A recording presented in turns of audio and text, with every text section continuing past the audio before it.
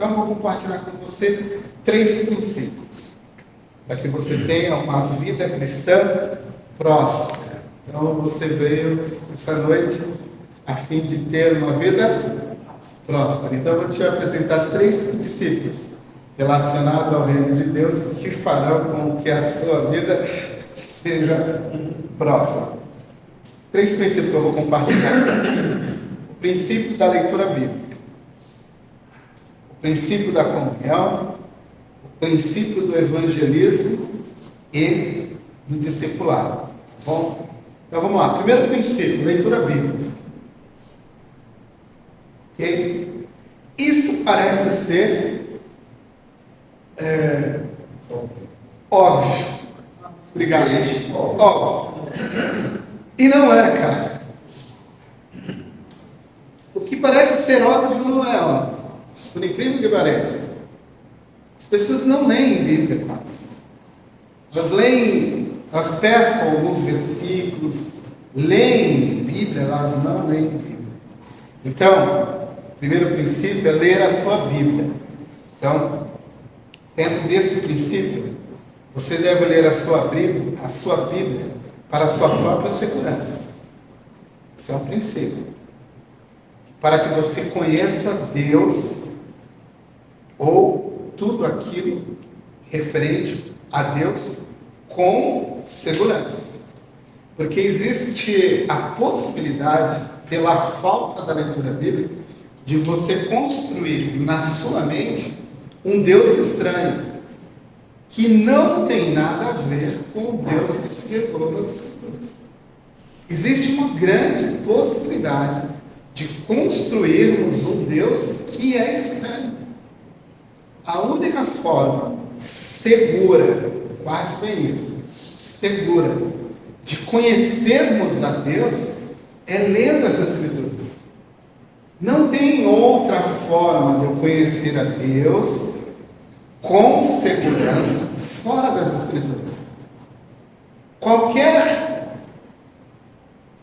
vamos dizer assim, fagulha, qualquer percepção que eu tenha de Deus fora das Escrituras é inseguro. Porque Deus se revelou de uma forma, a gente diz em teologia, da forma eficaz. Existe a forma geral, onde ele se revela na natureza. Paulo fala em Romanos, a natureza dá testemunho da existência de um Criador, mas ela não revela quem é esse Criador. E o texto diz lá que como alguém tateando, alguém buscando ali, não tem muita certeza. Mas onde Deus se revela com eficácia, com segurança, é na sua palavra e através da sua palavra por meio do seu Filho Jesus Cristo. Então, como é que eu conheço a Deus? Lendo as Escrituras, não tem outra forma. Eu quero te conhecer, Senhor, leia as Escrituras. Eu quase vejo Deus falando, leia as Escrituras aí. Eu quero te conhecer, Senhor. Sabe aquele texto que eu mandei? Lê lá, eu estou lá.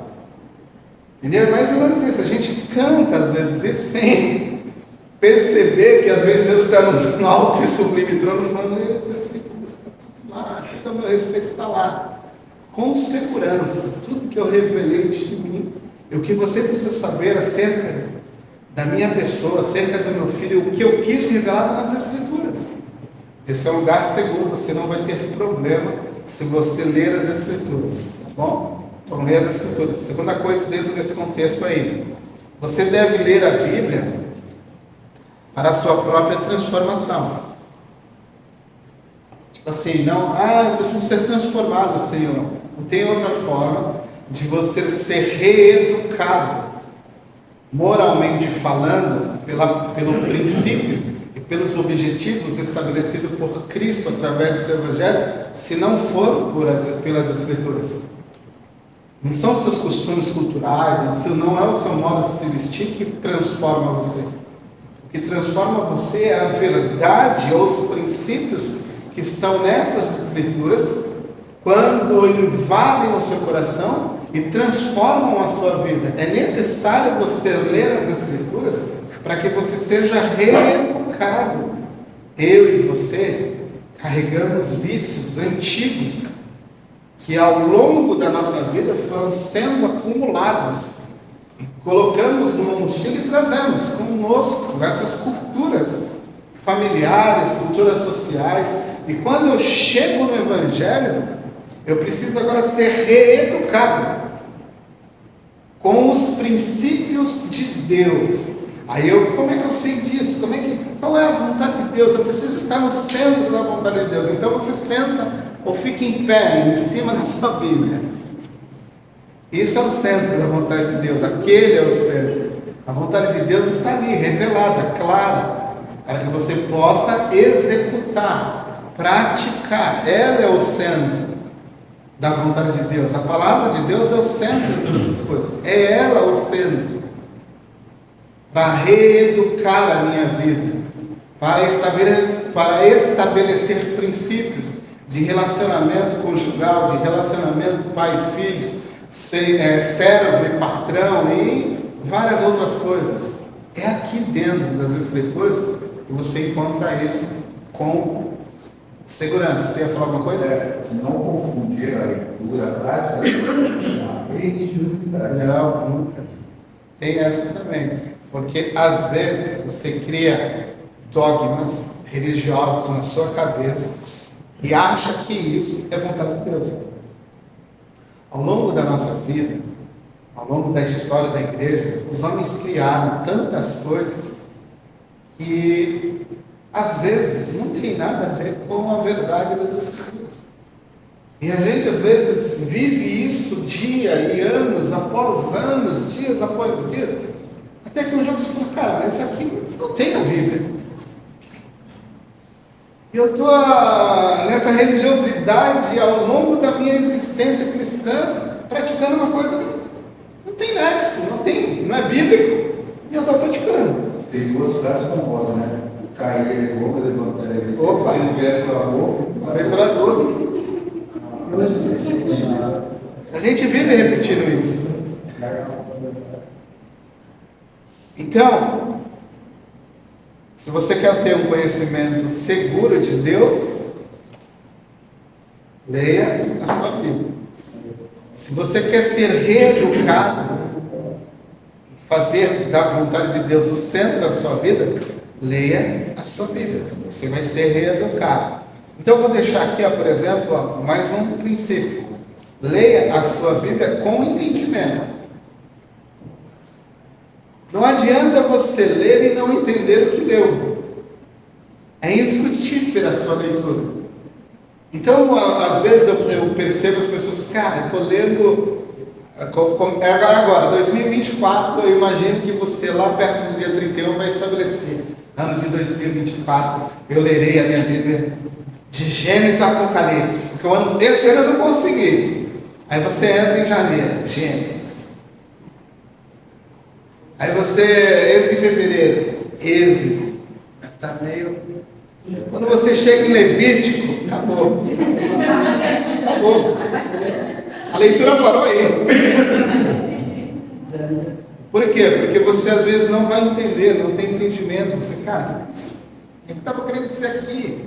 Você não entende contexto social, você não entende períodos em que aquilo foi escrito. Você tem que entender que são quase 3.000 anos ou mais de diferença histórica, contextos históricos totalmente diferentes, nômades, tribais. Não tem nada a ver com o nosso contexto do século XXI. Você precisa entender. Mas qual é o ponto aqui? Você precisa entender isso. Essa leitura, ela tem que te dar entendimento. Mas qual é o ponto que eu quero chegar aqui? É que você precisa ir no novo, e a partir do novo você olhar o velho. E quando estiver no velho, você sempre está olhando o novo. Porque, veja só, abre lá o texto de Lucas, capítulo 24.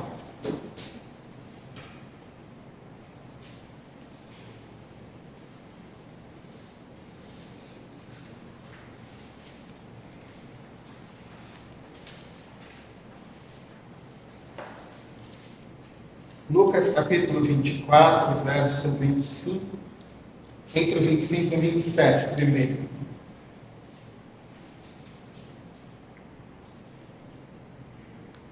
Ele lhes disse, verso 25, como vocês custam a entender e como vocês demoram a crer em tudo que os profetas falaram.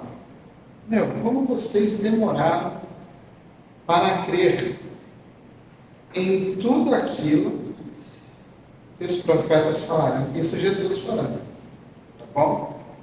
Aí ele vai dizer assim, não devia o Messias, o Cristo, sofrer todas estas coisas para entrar na sua glória?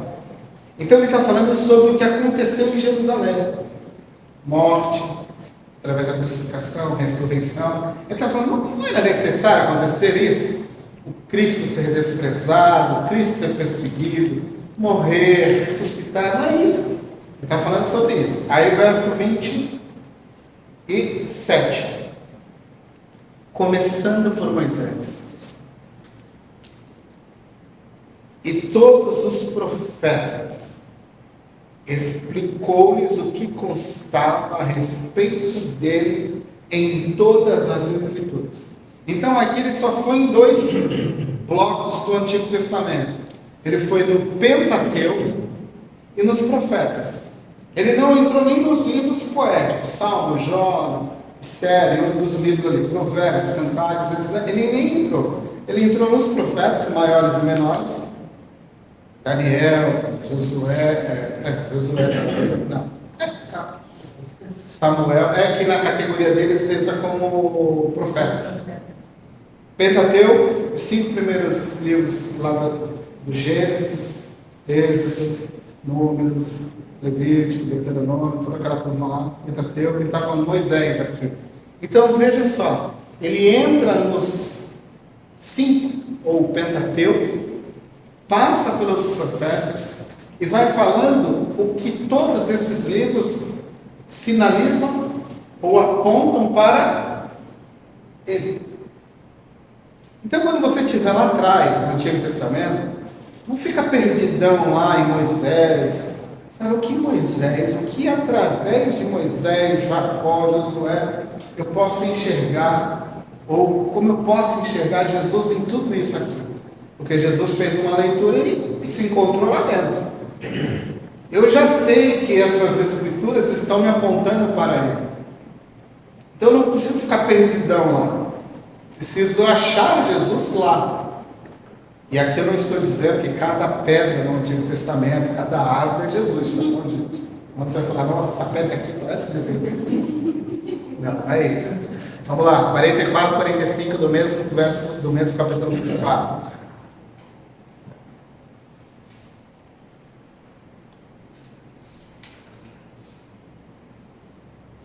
Foi isso que lhes falei enquanto ainda estava com vocês. Era necessário que se cumprisse tudo o que meu respeito estava escrito aonde? Na lei de Moisés, nos profetas e nos salmos. Os salmos aqui engloba todos os livros poéticos do Antigo Testamento. Então, o que é ler as Escrituras com entendimento? É buscando achar nesses textos Jesus Cristo. É olhar nesses textos e falar como Jesus se apresenta aqui nesse texto a mim. Como é que eu posso encontrar Jesus no Pentateuco? Como é que eu posso... A nossa busca é por Jesus. Então, quando eu estou no Antigo, eu estou olhando para o futuro.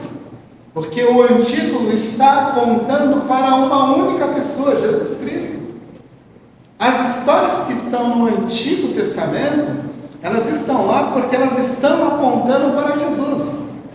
Elas não têm outra razão de estar lá a não ser essa. Apontar para o centro de todas as coisas, Jesus Cristo.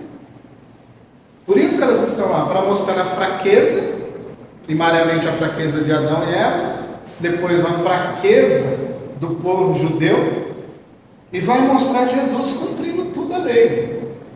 Então, homens como A humanidade, como o primeiro casal do caso aqui, não conseguiu fazer, fracassou, Adão e Eva. Deus construiu uma nação, essa nação fracassou, e Deus enviou o seu filho, que cumpriu tudo aquilo que Deus desejava. Então, o Antigo Testamento, ele está apontando para Jesus. Então, não fica perdidão lá, querendo achar, vamos falar assim, pelo em ovo. Vai buscar Jesus lá. Sabe, às vezes eu vejo as pessoas perdidas lá no Antigo Testamento, querendo achar coisas que não há razão de ser, não precisa. Só precisa achar Jesus lá. É para isso que o texto está lá. O texto só faz sentido porque ele me mostra Jesus, não tem outro sentido. Não tem outra. Assim, isso aqui é de uma forma geral. Culturalmente, ele vai me mostrar a história de um povo e assim por diante. Várias outras coisas existem aqui para meu estudo. Mas não é isso. O objetivo central da minha e da sua vida é encontrar Jesus. É se relacionar com Jesus. É mergulhar neste mundo da vida e da obra de Jesus. É ser a cada dia parecido com Jesus. É mergulhar nele, entendê-lo, vê-lo, quem realmente ele é, como as Escrituras estão declarando quem ele é, isso no Antigo e no Novo Testamento.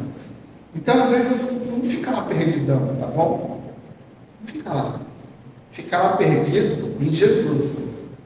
Ah, como eu acho Jesus aqui? Então, quando você começar a fazer a pergunta certa, você vai começar a achar Jesus nos pontos centrais do Antigo Testamento. Aí você vai perceber que a sua leitura vai se tornar uma leitura rica, porque de fato você está procurando o objetivo correto das Escrituras, que é Jesus Cristo. A Escritura nos apresenta Jesus Cristo.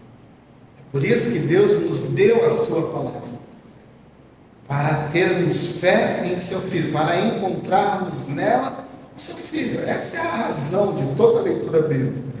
Eu encontrar Jesus e ser parecido com Jesus. Mas eu vou te dar uma dica, se você quiser executá-la e ser bem sucedido na leitura bíblica de 2024. Dica, tá bom? Não é uma obrigação. Faz quem quer e obedece quem tem juízo. Veja só, às vezes as pessoas falam assim: poxa, me dá uma dica de fazer uma leitura bíblica. Aí eu vou começar lá em Gênesis. Eu falei: não começa em Gênesis. Eu vou dar uma dica simples para você. Vamos lá. Primeiro livro que você pode ler. Você precisa ler o Evangelho.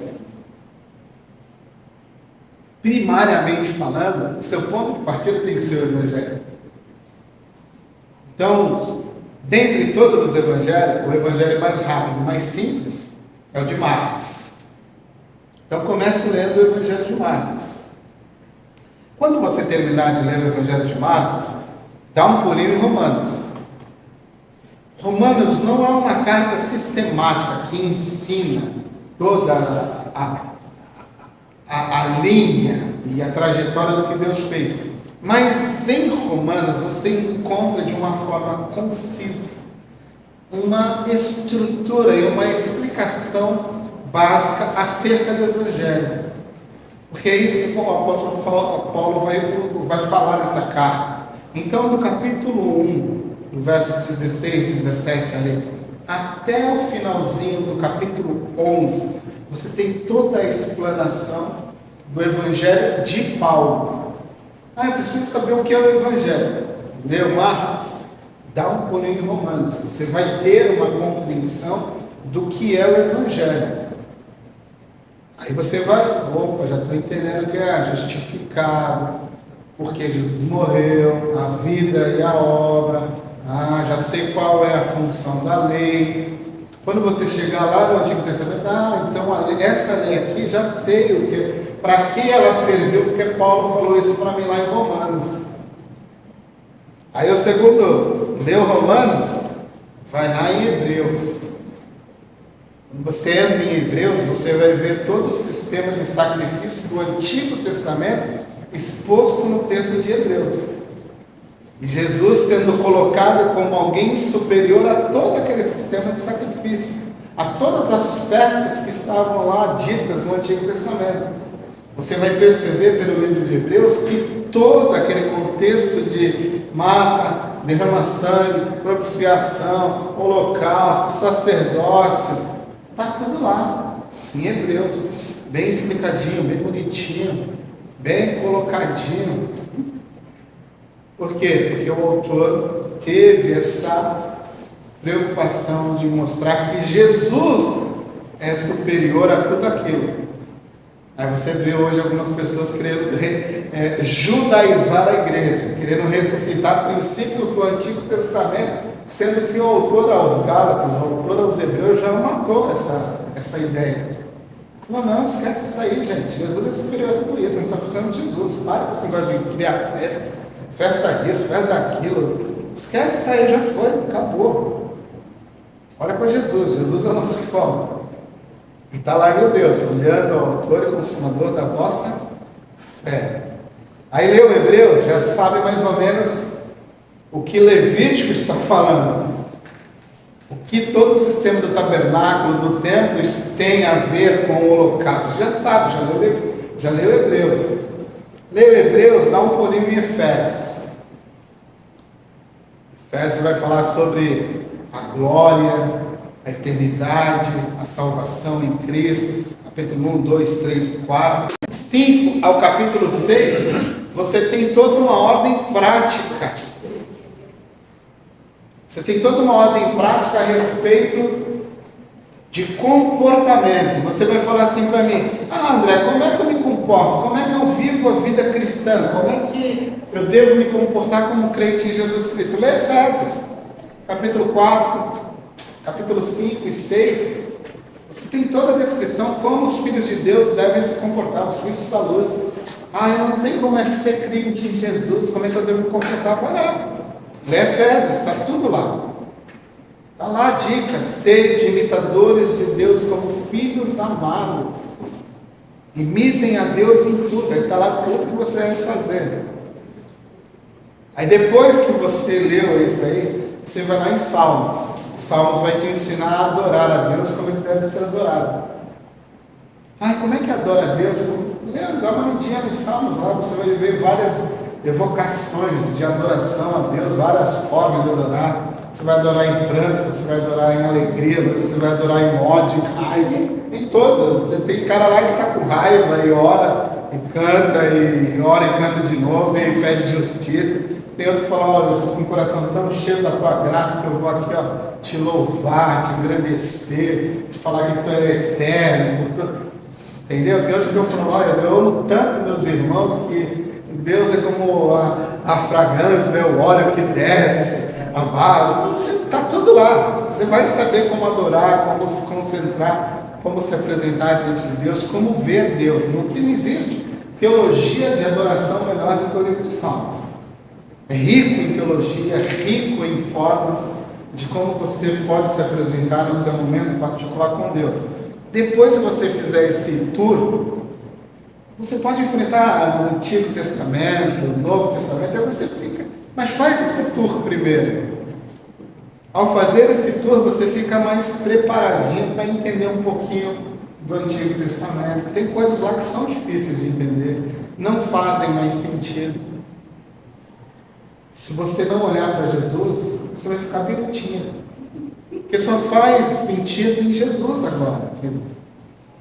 Porque senão a gente vai estar daqui a pouco entrando com kippah, vai querer trazer capítulo de bajulares. Existe a possibilidade da gente querer voltar a fazer sacrifício. Segundo, comunhão. Esse é o segundo princípio, comunhão. A comunhão se dá em dois contextos, tá bom? Dois contextos práticos. A comunhão diária com Jesus. Presta atenção que eu falei diária. A comunhão de ontem já não serve para hoje, gente. A comunhão de amanhã ela ainda não chegou, não existe, ela é uma possibilidade. Então a de ontem passou, não teve? Você só tem hoje. Então é uma comunhão diária com Jesus Cristo. E ela se estabelece pela oração. Então você tem o princípio da oração, aonde você conversa com Jesus, e Jesus conversa com você, e com base nas Escrituras você vai buscar consolidar aquilo que você entendeu nessa comunicação.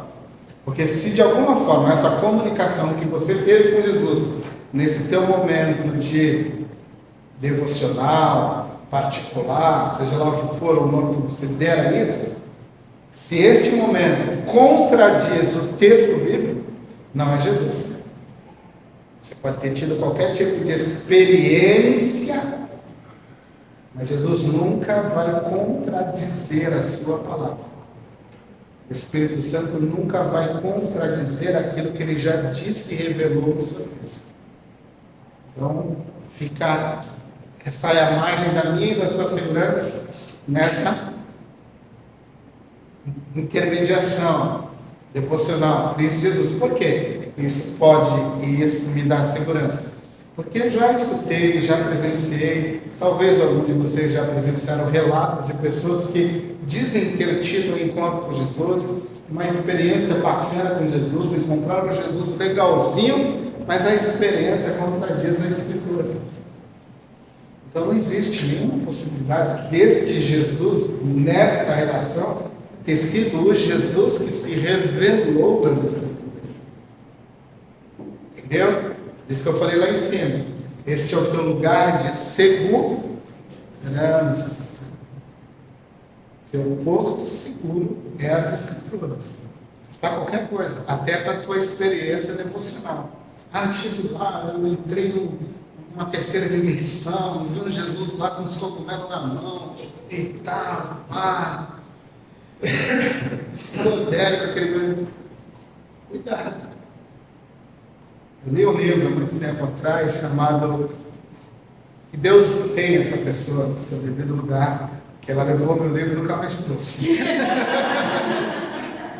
Mas é um livro chamado A Face Atraente do Mal. Esse livro me impactou muito. O livro relata desde a infância dessa pessoa até a sua vida adulta, da experiência que ela tem com Cristo. Um Cristo se apresenta para ela conversa, ela senta no quarto, dialoga, aquela coisa toda. E ela vivia naquela época, se não me falo, na cidade do México, junto com alguém que faz aquelas cirurgias espirituais, sabe? Mas não era é tipo médico, mas não era, ela não classificava com esse nome, era como se fosse uma parada meio científica, mas era um bagulho espiritual e tudo carregado de espiritualidade. Um xamã. Tipo um xamã. E ela ia percorrendo toda a cidade do México, acompanhando esse cara. Ela era só ajudante. E ela vai relatando, isso é o testemunho dela. Ela vai relatando essa experiência que ela tinha com o tal de Jesus que se apresentava no quarto dela. Até que um dia alguém confrontou ela com o Evangelho, ela entregou a vida dela a Jesus Cristo. E ela entendeu que o Jesus com que ela se relacionava nada mais era do que uma entidade satânica, um demônio que se apresentava a ela como Jesus. E aquela espiritualidade que ela desenvolveu ao longo dos anos nada mais era uma espiritualidade demoníaca. Gente, o lugar seguro está aqui. Chico tem muito fazer com o Emanuel. Se manifestava. Assim, preste atenção. Daqui para lá, quando eu falo experiência, tá bom? Daqui para lá é um mundo que eu não tenho acesso e você não tem acesso. O contato que eu faço com o mundo de lá, eu não tenho acesso. Então eu não sei quem de lá para cá está tentando me acessar aqui. Por isso que qualquer experiência que eu tiver nesse ambiente espiritual, eu devo checá-la pelas Escrituras. Se contradisse as Escrituras, esquece, filhão. Não dá margem para o erro. Esquece. Bom, porque Paulo diz, nos últimos dias, alguns líderes, ele está se referindo a pastores, darão ouvido a espíritos malignos, ao ponto de ensinar doutrinas de demônios. Então preste bem atenção, existe a possibilidade de um líder espiritual, no caso aqui ele está falando no contexto de igreja, alguém perdeu o seu rumo, escutar demônios e passar a ensinar isso a uma comunidade. Então o que eu estou falando para você não é algo estranho, é algo que pode acontecer. Paulo em Gálatas, aqui a gente passou por Gálatas, Paulo falou o quê? Ainda que um anjo esse aqui fale para você um evangelho diferente, desde que eu vos tenho anunciado, que ele seja amaldiçoado. Mesmo que seja um anjo de luz, seja bonitão, desceu lá todo galã, sou o anjo de Deus, vim falar para você, esse evangelho agora, a partir disso tem que acontecer isso, aquilo, esse evangelho está estranho, João. João, presta atenção, teu evangelho não fecha. Joseph Smith. E vários deles, né? Vários tiveram experiência com anjo, construíram um monte de coisa aí.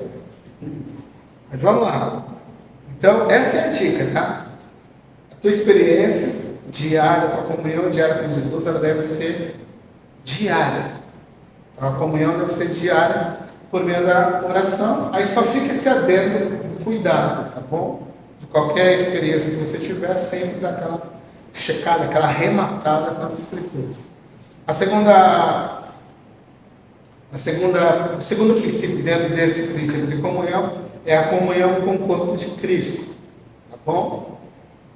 A comunhão com o corpo de Cristo, a comunhão com Jesus Cristo, ela automaticamente vai te conduzir a servir e amar o corpo de Cristo. Ela não vai ser indiferente ao corpo de Cristo. À medida que você se comunica e estabelece uma comunhão com Jesus, essa relação que você desenvolve com Jesus, ela te encaminha a servir o corpo de Cristo e amar o corpo de Cristo. Tá bom? Ali você vai servir, ali você vai ser servido. E não somente isso. Quando essa comunhão for saudável, essa comunhão com o corpo de Cristo, ela também revela que a tua comunhão com Jesus é verdadeira. Sabe, uma coisa está ligada à outra? Se você serve o corpo de Cristo de uma forma saudável, amando, cuidando do corpo de Cristo, isso é uma evidência da sua comunhão com Cristo. Porque você está preocupado com o corpo que pertence a Ele, que é dele. Aqui a gente tem que fugir daquela síndrome do cavaleiro solitário, porque a síndrome do cavaleiro solitário não é uma ideia de Cristo. Jesus ora, João 17, pela unidade do seu corpo, e não por cavaleiros solitários.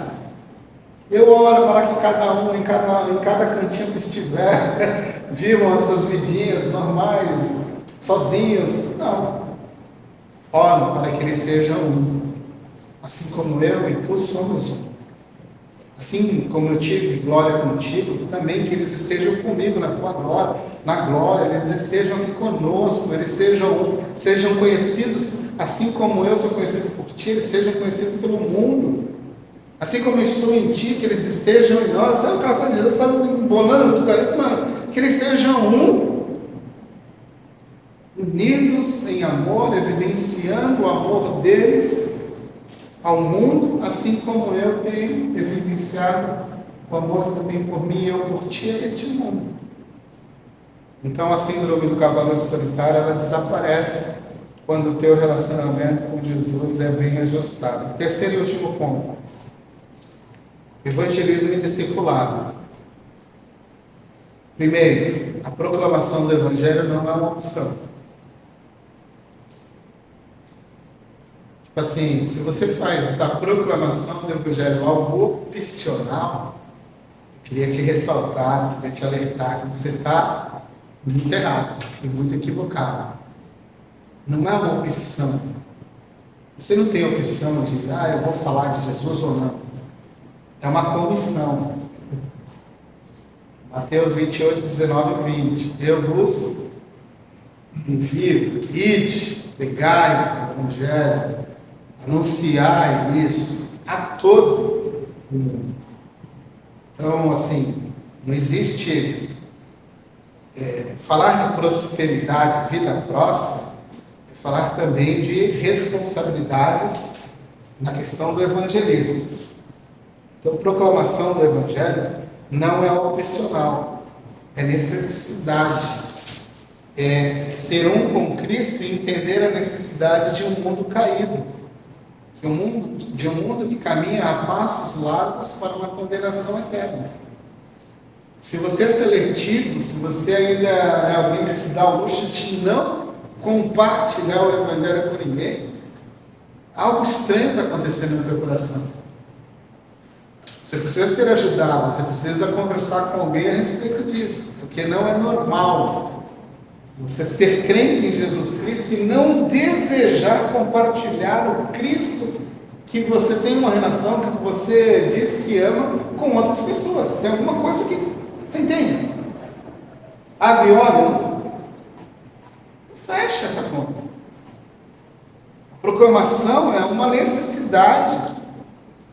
Se proclamar o Evangelho é uma necessidade de um mundo que precisa. É como se você olhasse uma criança com fome, tivesse que dar de comer para ela e não desse. Deixasse ela morrer de fome. Não proclamar o Evangelho é mais ou menos isso. Segundo, o discipulado, cuidado com os seus irmãos, não é uma opção. Discipular, ajudar o outro a entender o contexto bíblico, entender a Bíblia, ajudar na oração, ajudar estendendo a mão, não é uma opção, gente. É cuidado, cuidar um dos outros, amai-vos uns aos outros. Amor, né? Aí eu falei para você no capítulo anterior, a comunhão é uma via de mão dupla. Você recebe de Cristo e serve a igreja cuida de você e você cuida da igreja. Entende? Isso é comunhão.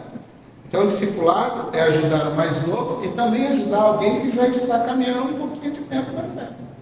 É ajudar, não é uma opção. Voltando a Mateus 19 e 20. Ide, proclamando o Evangelho, batizando em nome do Pai, ensinando a guardar tudo o que eu vos tenho ordenado. E onde isso acontece? Fazendo discípulo. Fazer discípulo de todas as nações, ensinando a guardar tudo aquilo que eu vos tenho ordenado. Não é uma opção. Ser crente em Jesus Cristo, ter uma vida próspera em Jesus, é não deixar com que estes princípios se percam. Se você colocar todos os outros princípios acima desses princípios básicos, está tudo errado. Porque esses são princípios fundamentais da vida do reino. Proclamação, discipulado, oração, leitura bíblica, são princípios fundamentais de quem deseja buscar o reino de Deus. Talvez você possa estar sendo bem sucedido em outras áreas. Você pode estar ganhando muito dinheiro, pode estar galgando coisas magníficas na sua empresa, e você, como um filho de Deus, abandonou todas essas outras coisas. Não pode, é errado. Você precisa colocar essas coisas no seu devido lugar. Então eu vou te dar uma sugestão. Escolha uma pessoa, ou várias pessoas, fica ao teu critério, que estão próximas de você, mas que ainda não conhecem o Evangelho. Faça orar por elas. Pelo menos orar por elas. Para que Deus abra uma porta de interesse no coração delas, para que elas recebam o Evangelho, ou através de você, ou através de uma outra pessoa. Mas pelo menos ore por essa pessoa. E se você diz que são seus amigos, são seus familiares, que tenha dentro do seu contexto social, pelo menos gaste oração para essas pessoas. Ainda que você não queira, eu tenho vergonha, que precisa ser tratado também isso. Mas ainda que você tenha esses freios, né? O reino de Deus perde com tudo isso. Então você precisa ser ousado no reino. Não é só se alimentar. Você precisa se doar também. Então, pelo menos orando. Pelo menos isso, orando. Se for possível, invista tempo e recursos para se aproximar de alguém. Estabelecendo o princípio de amizade, com o objetivo de apresentar o Evangelho a essa pessoa. Chama para um café, um almoço, sei lá, alguém que você conhece, paga um almoço, paga um lanche, sei lá, paga uma rodada de esfirra no Boulevard para 3. Entendeu? Mas invista em alguém, paga do Evangelho para alguém, invista tempo, oração. Porque essas coisas são princípios que não podem ser jogados fora. Não joga esses princípios fora. E esses princípios, eles não podem estar abaixo. Eles têm que estar acima de todas as outras coisas. Então, aonde você estiver, no ambiente profissional onde você estiver sendo ou está se desenvolvendo, não importa onde você esteja, essas coisas devem estar lá em primeiro ambiente. Em primeiro lugar do prateleira. Opa, eu estou aqui como agente do reino de Deus. Você não está lá como agente secreto, né? Ele pensando que eu sou crente. Deus, estou esquecendo. Me esconde aqui. Não deixe ninguém saber, Jesus, que eu sou crente. Pelo amor de Deus. Aí alguém aleatório está no YouTube, vê a filmagem da palavra de vida e tu está lá. Tu é crente? Jesus, eu falei para tu, era para me deixar quietinho. Eu vi tu lá, eu estava passando lá. Deus faz essas coisas. Concluo. Aprenda a depender de Deus. Ele providenciará e suprirá todas as suas necessidades básicas. Se o teu medo, de alguma forma, sei lá, não vou me expor porque eu tenho necessidade, eu posso perder meu emprego, Deus cuida de você. Deus vai cuidar de você, não tenha medo. Se você honrar a Deus, Deus vai te honrar. Ainda que você tenha grandes posses, usufrua dela, use ela, gaste ela, mas não feche os teus olhos para as necessidades. Supra as pessoas que podem estar próximas de você, dentro do corpo de Cristo, e que estão com algum tipo de necessidade. Então, dá uma olhadinha além do teu próprio nariz. Olha assim. Ei, irmão, está tudo bem lá? Precisa de alguma coisa? E Deus se ofereça. Tente conhecer as pessoas, ver se há alguma necessidade.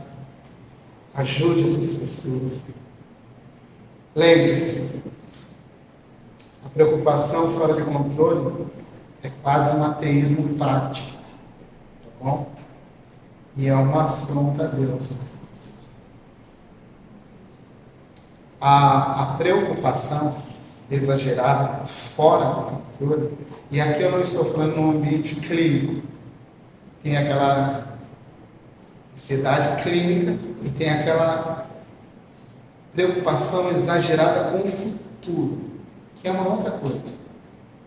É nesse contexto aqui, quando ela está fora de controle, você está desesperado, você se torna quase um ateu na prática. Porque você passa a desconfiar que Deus não é capaz de suprir as suas necessidades. Ele não existe, ou ele não tem capacidade para fazer isso. Então, na prática, é quase uma afronta. Você apontar o dedo na cara dele e falar: tu não tem capacidade para me manter. Então, cuidado, lembre-se que ele é capaz, tá bom? Jesus ordenou aos seus discípulos, lembra no finalzinho do verso, do capítulo 6, lá no finalzinho, o último versículo: não se preocupe com o amanhã. Por quê? Viva o seu presente, em vez de matar o presente pelo medo de um futuro imaginário. Então, vivo hoje, no hoje. Isso Jesus não está falando para você não ter planos para o futuro, que também seria uma irresponsabilidade. Não é isso que Jesus está falando. Mas não traga o dia de amanhã, que você ainda vai viver, no seu hoje. Viva hoje. Com calma. O nosso mundo está tão caótico, tão acelerado, que a gente está nessa roda, já pensando nem na manhã, mas depois da manhã. Entendeu? Traga esses princípios para a sua vida. Coloque esses princípios na sua vida. Permita que o reino de Deus entre na sua vida. Coloque essas coisas como prioridades. Cresça, desenvolva-se, prospere nessas áreas. Porque às vezes a gente passa anos e anos e a gente nunca consegue crescer em Cristo, a gente nunca consegue avançar em Cristo. E eu gostaria de ver vocês avançando em Cristo. Então deixo essa palavra para vocês, para que o ano de 2024 seja um ano de prosperidade dentro do seu ambiente, da vida com Deus, de uma forma mais abundante. Amém? Amém. Deus os abençoe. Até 2024. Quinta-feira. Agora é quinta-feira. Tá bom? Próximo ano, com algumas mudanças. Vamos orar?